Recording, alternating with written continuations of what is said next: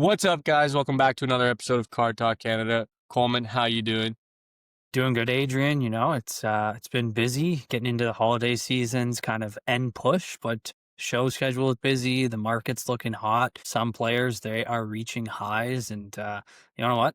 The market is at a really good place right now. How about you? How are you doing today? I'm doing good. Work's busy. Q4's got us all moving and grooving, and the holidays are right around the corner. But like you said, the market is keeping us warm. It is toasty out there. Celebrini, Bedard, Crosby, everything is on fire. Yeah, you take a look at where the market's been kind of since Toronto Expo, and it's on a heater. You look at some of these guys like Bedard and Celebrini who are having fantastic seasons. You take a look at their market and their young guns and their future watches and all that is taking a massive leap. And I think that's really great to see that kind of it's coming hand in hand with them playing well on the ice. And but in return, their market is heating up and people are wanting them. You might have thought that when the market heats up, that the demand kind of falls back. I'm seeing more and more people ask about Bedard. I'm seeing more and more people want Celebrini. So I think it's a great time to be selling your cards, but also a great time to be picking some up and maybe looking at a longer term investment there. No, 100%. And that's been one of the challenges post Expo is like looking back and being like, dang, like, did I sell too quickly? Should I have held on a little longer? And like, yeah, there could have been room for profit, but it's very hard to predict some of the growth that we've been seeing. Bedard and Celebrini and their young and tens both have fully doubled in price since the Expo, which is not something you see every day. And Leo Carlson, same thing. All these young guys who people had been prospecting for a while and guys had kind of taken off the market. There weren't a lot for sale. That as soon as the demand was there, the comps started coming and they were just left and right. And it's been interesting to see it happening on like all of their cards from top to bottom. And we've started to see the rise in Celebrini's Future Watch Auto. That one's doubled as well. It's been crazy to see, but it's that FOMO sometimes of like, wow, like should I have held a card or like not closed on a deal with this card like 2, 3 weeks ago and seen it now? That's one of the struggles I've been dealing with, and I know you might have faced the same because you had tons of Bedard and Celebrini come through at the Expo. Yeah, I think it's one thing that you got to have a little bit of different mindset of where, yes, you could have held on to those cards and made a little bit more profit on top. But at the end of the day, is liquidity is the best thing in this hobby, and having that cash available, being able to get things in and out quickly. At least for me, that's one thing I want to focus on is constantly rotating inventory, getting new stuff in, new stuff out. So it's a win-lose situation. You're losing out on a little bit more profit. But you know what? Hopefully, those clients who you did sell those cards to, they see that there's the market gain now, and hopefully they become more loyal clients, come back, and just keep on doing deals. And I think that's something on you may not get right back away, but in the long term, I think being client focused and just kind of taking a look at it. Like I know we had Bedards, so many of them. We had a lot of Celebrini, and but it also goes the other way. Is what happens if he got hurt right after? What happens if he starts not playing and not performing to the same level? The market can fall back down just as quickly as it can rise back up.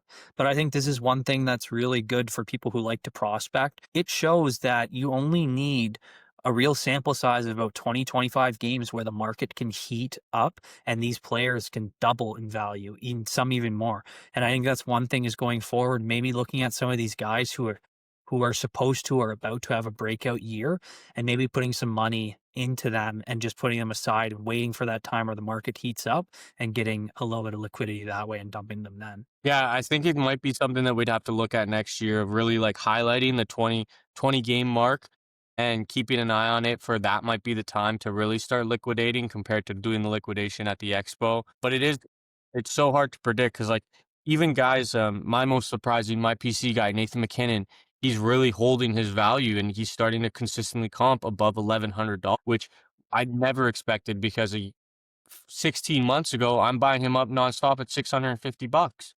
And so to see him consistently holding that double, I mean, he's playing like he's the best player in the world, so that's kind of hard to argue with and demand. But we've seen guys like Logan Cooley, same thing. He's still doubled. His young gun tens are coming in at around 220, 225 right now. And it's just hard. But that's where in this like business, like we do this to, make a couple bucks.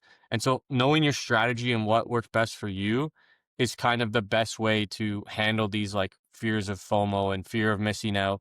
Because for us, we know that it's about liquidity and having the cash available to buy when the time is right and sell when the margin is there. And that's kind of what the game plan's been for us. And so it makes sense, but it's definitely something we've had to struggle with. Matching up everything at sticker price. Just I'll take that. I had a guy come buy 6 PSA 9 Bedarts, all at sticker, and just said, I'll take all of them. And you take a look at where the market is now, and that was a really good kind of opportunity, especially at these big shows where there's a lot of Bedard and Celebrini cards. I'm sure a lot of people made a lot of good money by picking up those cards and just kind of holding them until now.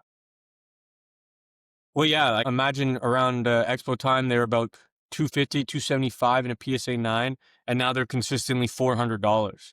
And we've talked about this before, pop count on cards, and Bedard's the most graded card out there in the hockey hobby. It's sitting above six and a half, 7,000 in each the 10 and the 9. And that really makes it so there needs to be such a demand for the card to go up. And it's crazy that we're seeing that demand. There's a lot of growth in the hobby, and it's really interesting to see that it's expanding and growing, and where this money is going. So it'll be interesting to see how it plays out like long term over the season. Of will this keep its value? Will we start to see a floor rise across some of the other young guys as guys continue to prospect? But only time will be able to tell. It's going to be an interesting few months down the stretch here. Yeah, well, I think especially leading up to the Olympics, both of those guys have a huge possibility to make that team and be a huge impact on that team. And I think if that happens, if they do get into the Olympic lineup, if they do play games and they are having important shifts in meaningful moments, I think you can see their market rise even more and continue to grow.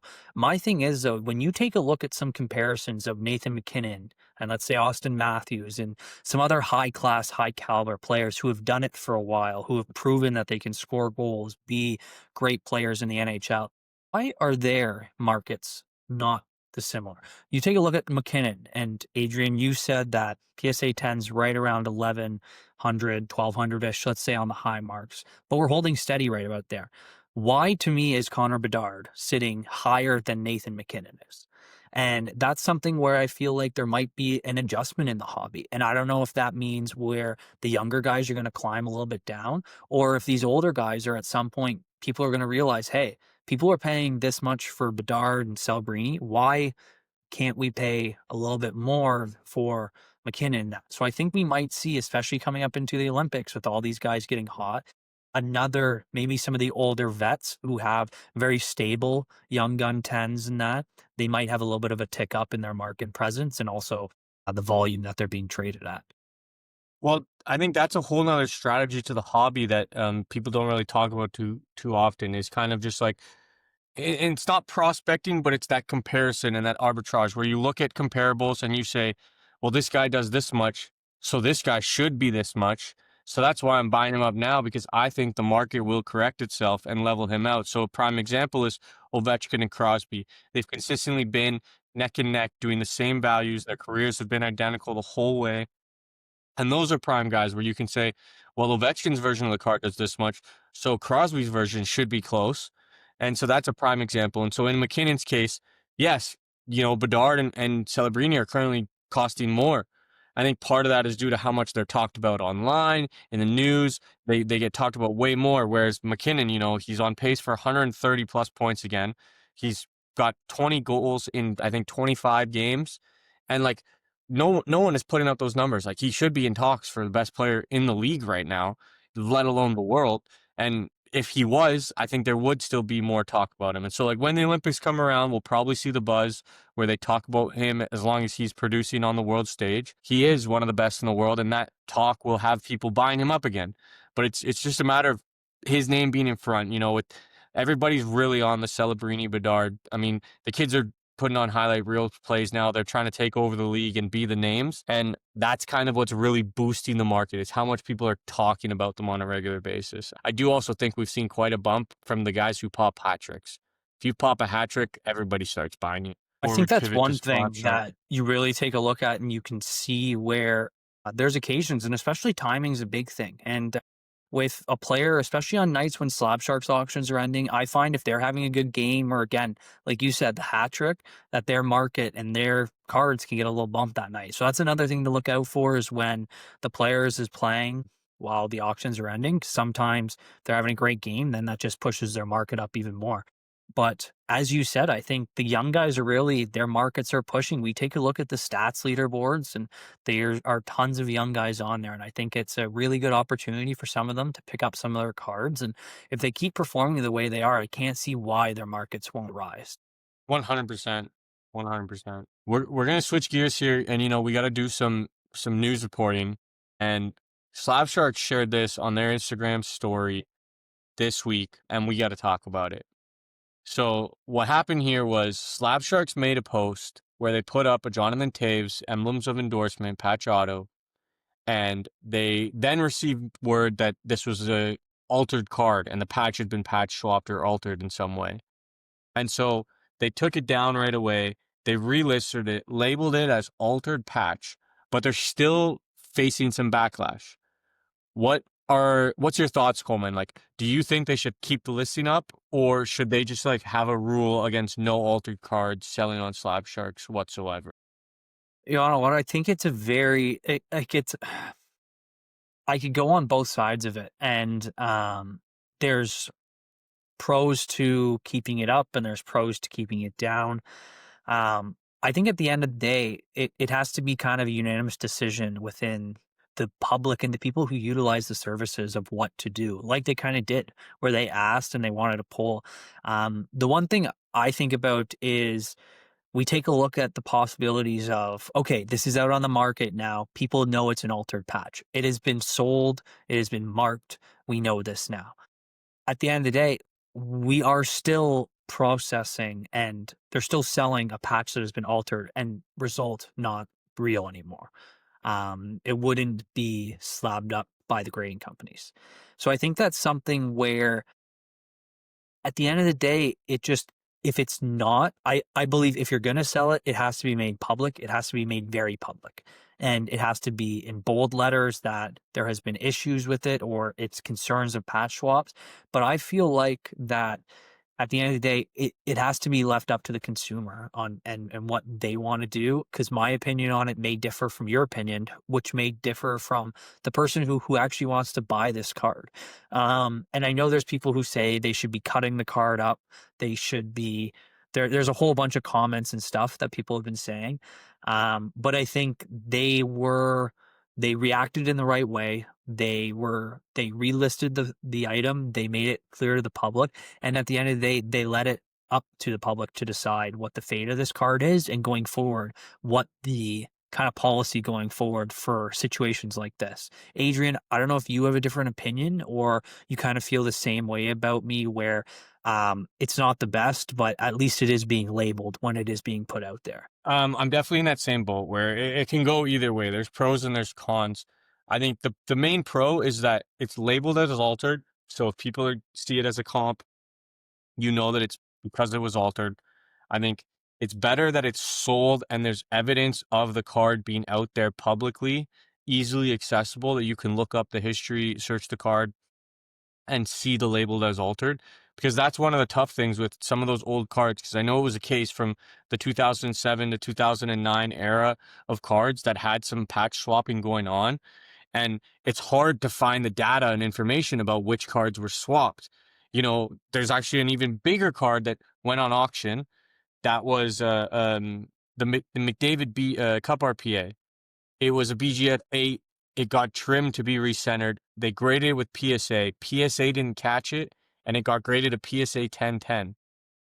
That card then sold for like 200,000 or something ridiculous, and the buyer probably doesn't even know that this is an altered card. Yeah, And that so for me, yeah, for me, I'd rather more information than less. So I'd rather it be public sailed here, labeled as altered. I think they could change the color of the background. So instead of taking the photos of the card on black, take it on yellow. Make it stand out as a warning a bit more. Um, but yeah, the I just want McDavid to was a tap big one. back to the Connor McDavid. While we were talking about this, I was thinking about the exact same thing and was going to bring it up. That is one thing that I want to talk about, how a sale of a card like that can go through when there are clear pictures of it in a BGS 8.5 holder. There is a chunk out of the back corner. and it can be trimmed and reslabbed, put into a PSA 1010. I find that absolutely ridiculous. And I also find that having these auction houses say there's nothing wrong when there's clear pictures and there's clear evidence that it was in a BGS 85 holder and there was missing fragments of the card. I believe that's ridiculous and that should never be dealt with. If again, if they would have labeled it as trimmed or altered or possible situation, but they had said inside of a video that they posted that there was nothing wrong with the card. And I feel like being given the facts that there's visual proof and there's proof that the card had issues with it, that is a huge issue that needs to be talked about more in the hobby because I'm not hearing enough about it, to be frank. 100%. Like this was a card that there is the proof. You know, the card is serial numbered on the front. So that's something that you can never change or alter. You know, it's the same patch and it's the same serial number. And so to see that it was trimmed in that way and there's the proof and people backed it up. And then for this card to go for $250,000, someone is going to be very upset if they actually find out what they had, and they probably lost hundreds of thousands of dollars on this card. Okay, guys. So here we go. We got the images pulled up. We have, as we were just talking about, the McDavid Cup RPA. Here is one of the OG original pictures of this serial numbered 29 of 99 McDavid Cup RPA. I don't know, Adrian, can you zoom in on the serial number at all? Or Yes. Yeah. 29 out of 99. so, and it is the same one that was resold. We can see that there. And Adrian, if you would go back to the back of the photo on the BGS 85, you can clearly see in the top left hand corner a chunk missing from it. If we would, thank you. Miraculously, that chunk is now gone. And one thing I would also like to point out is if you take a look at the triangle in between where the lines stop forming on the 8.5 and then on the 10, the triangle is a lot smaller on the left. It's not by much, but if you look at it close enough, you can visually see that that triangle is a little bit tighter now than it was on the 8.5 because of trimming. And you can also see that in comparison on the left triangle on the 1010 to the right triangle on the 1010. If you look at the two top corners, they're a little bit different in size and you can visually see it. You can straight up visually see it from here. On the right one, it comes a little bit further down. And that's a clear cue to me that there's a huge, like something went wrong with this car and it has now been reslabbed not once but twice by PSA. And I just think it's awful that they can't get this right, especially on a card like this. Yeah, you know what? They trimmed across the top. That's how they trimmed it. It wasn't down the side. They trimmed this across the top. But you can visually see, like I wonder if we could get a measuring device out and measure these corners. Because take a look at how tiny that one is on the left. Crazy. But that The things corner, people do. it's like someone took a bite out of that corner. No, someone took it- just a clean chomp on it, and then magically it just got fixed. It's it's something that, like, similarly to the altered card on Slab Sharks, like there has to be an extent where you can't sell this card. Like, how can you facilitate that sale? And obviously, honestly, I think there's probably more blame on PSA than there is Fanatics. For sure. The fact that we can go to PSA and say, "Hey, you guys missed something here." Like we have Not video, once we have again, photo. twice. Twice. They graded it twice. It went from a Yeah, BGS 8.5 to PSA 10 to a magnificent 1010, and it's crazy. it does look like they kept the way they regraded the second time. Like they kept the same cert number. Both of them are the 015.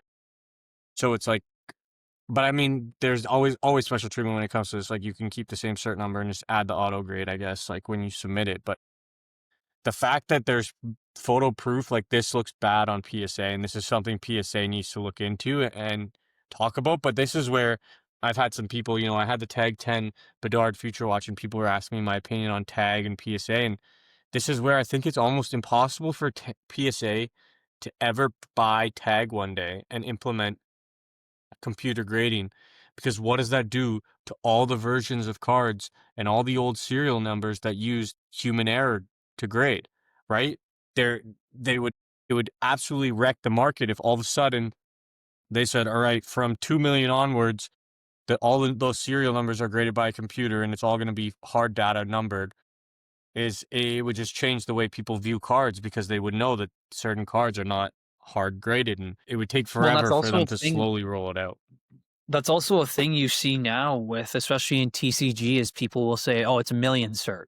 It's like meaning it's newer graded and it's got newer standards, which at the end of the day, and I understand where you're coming from and your point where is if they adopt that, what happens to will the values of older labels be less now because it's not the same standard or that. So that's why I think again, I think Tag has a real opportunity to really push into the marketplace and the space to really gain market share, I think, overall in the coming years. You're seeing more and more at these shows of tag and TCG. And I think with time to come, you're going to see more and more for sports. And one of the big believers in that, I think, is there's a guy, I believe his Instagram is Benjamin, but he is a huge collector in the space. He is a collector of all things from football, hockey, TCG, One Piece, Pokemon, just everything. And he only has grails. He is a huge lover of tag. I don't know if you've noticed that, but a lot of his raw cards that he gets, he only sends them to tag. And I think that's something that's great. Seeing all these high end, high value cards in these slabs. And I think at the end of the day, it's just going to help tag overall grow as a brand and hopefully break down PSA's monopoly over the space. That's the only way that I see tag taking over is if the market demands it. And so if people start grading with tag and people start paying more for a tag 10 because you know how it was graded, you know where the flaws on the card are, you can see it, you can look it up. And that's the only way I think tag will be able to break their way into that stranglehold that PSA has on the market.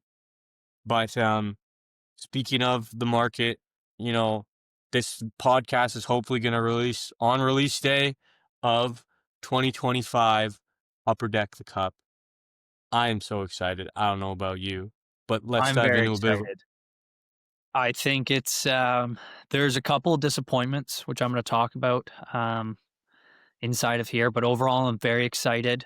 Please, if anyone's opening boxes on release day and they're looking to sell their stuff, sell it right away. Capitalize on release day market.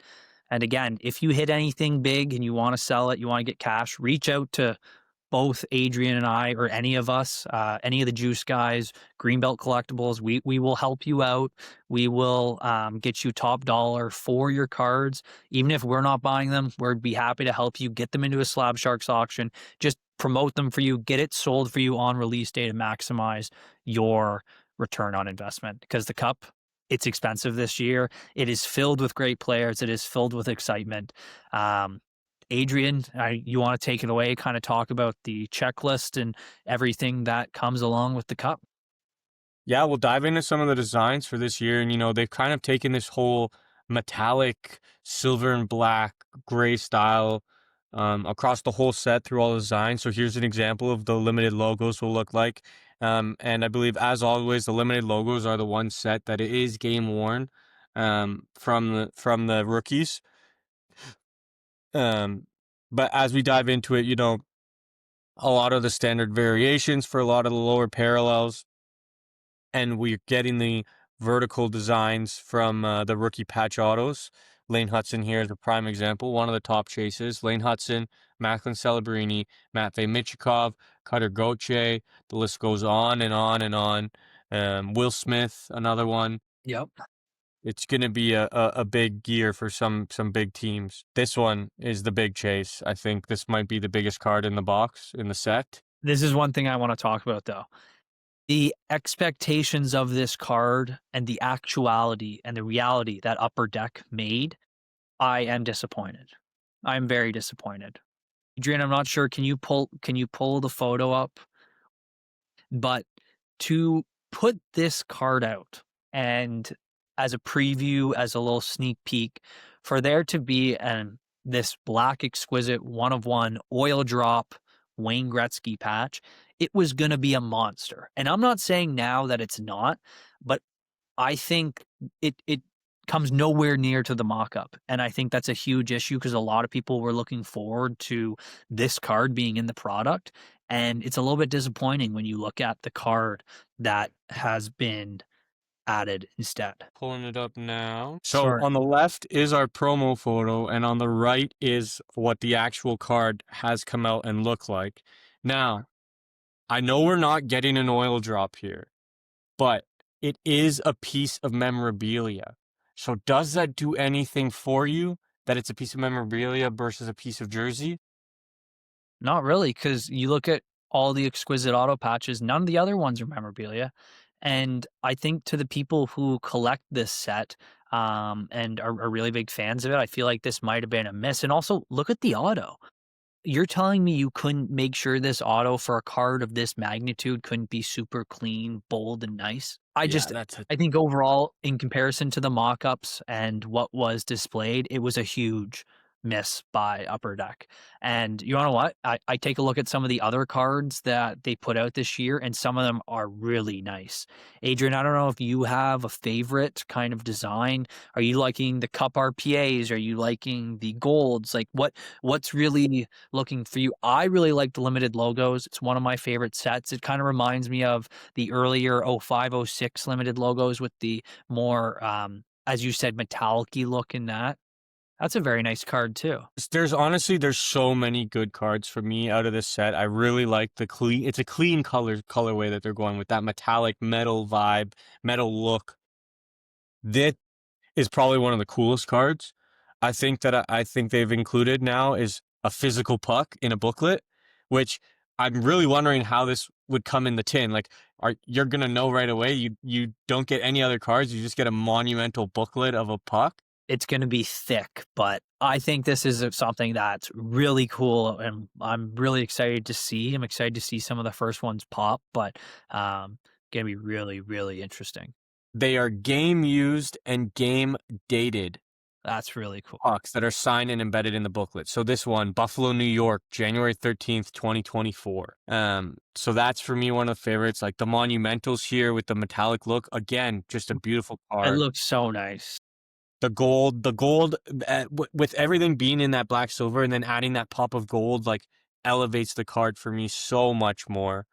Um, and so, a typical packet of the cup, you're guaranteed one rookie autograph patch, which I do believe will be encased again like last year in Yes. a plastic slab, not graded, but encased in a plastic slab.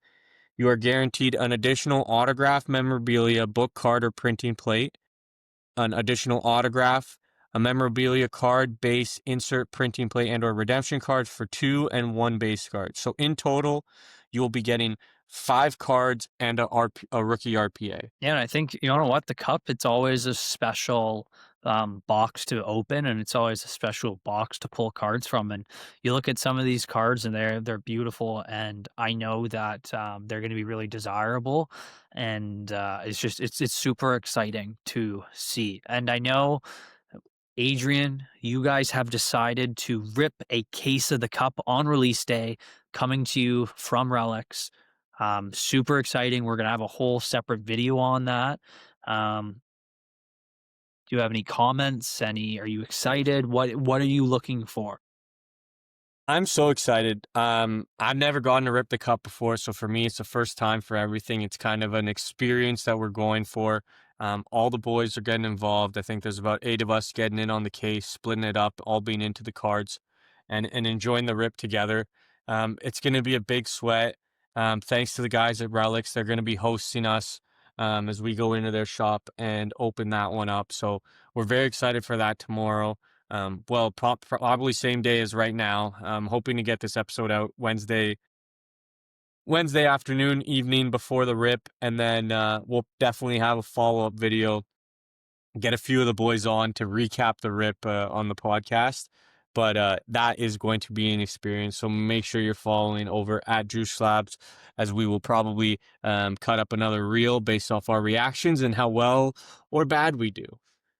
Um, it's the biggest rip we've done in a while, and that's like the cup. In basketball, they've got flawless, they've got national treasures. Like, it's so there's always your big one of the year, And for hockey, this is it. The cup is the big one of the year. This is the one you've always want to go after, where the biggest cards can be found, and we are so excited to get involved in one of these. So exciting, and, it's a risk, but you wanna what? There's, the huge upside in it, and it's gonna be a sweaty night. But yeah, it's gonna be a sweaty night, and you're going over and hanging out with the boys at Cap City tomorrow for release day, so that should be an enjoyable time. Look at that card. I didn't even see that one yet. The Exquisite or the Splendor? Yeah, the Exquisite. That is a beautiful card. Yeah, You take a look at that patch, like, what would that go for? it's that would that's a big number. Okay, especially if you consider what the jumbos are doing. Like the jumbos doing what, like 6,000? Crazy. But the Splendor, it's good to see the Splendor back. It's, sadly, it's not a standalone product, but I'm a fan of the Splendor design, and I'm glad to see it inserted into some. Yeah, this is a really nice frame and texture to the backdrop there. And then there are just, a lot of good, nice autos that you'll also be available. But man, I'm so excited. The cup is going to be great. If you're getting involved with the cup, let us know how your rips are going. If you're getting into breaks, let us know what you're hitting. We'd love to see pictures. If you're looking for offers on your cards, let us know. We'd always be willing to buy some new stuff. If you get your hands on one of these autographed puck monumentals, Bring them to us. yeah, please come chat. These I need one of these in my life. Any of For the high-end hits or any hits you guys have, send us a picture, tag us on Instagram. If you're looking to sell it, reach out. We would be happy to make you guys some offers on some of these. And like Celebrini, I think that we'll see where his market lands, but it's going to be a five-figure RPA. And if anyone wants to sell me a Celebrini on release day, come and send me a message, and I'll have a good amount of money for you ready to go. Here's a fun one. There is a dual shield to be chased. McDavid, Sidney Crosby. That is a big card. Overall, there's just a ton of great cards that are coming out in the cup, and it's going to be super exciting to see what pops up. Release day is one of the greatest days, and it's you get to see all the great cards that they've manufactured, and kind of see where people land and prices land on release day. It will be Yeah, crazy. I'm excited, and I know we'll be wrapping up here, but we'll loop back with everyone and give that full breakdown once cards are out, prices start rolling in. We've seen what the physical cards are like, because sometimes, like you saw with the Gretzky, they're not always the exact same, and what we see and what we get. So it'll be interesting to see what we can get our hands on, and hopefully get an episode out maybe early next week to follow up with the cup, and we'll be in touch soon to chat with everyone, and we hope everyone has a great cup release day. Enjoy, everyone. Peace.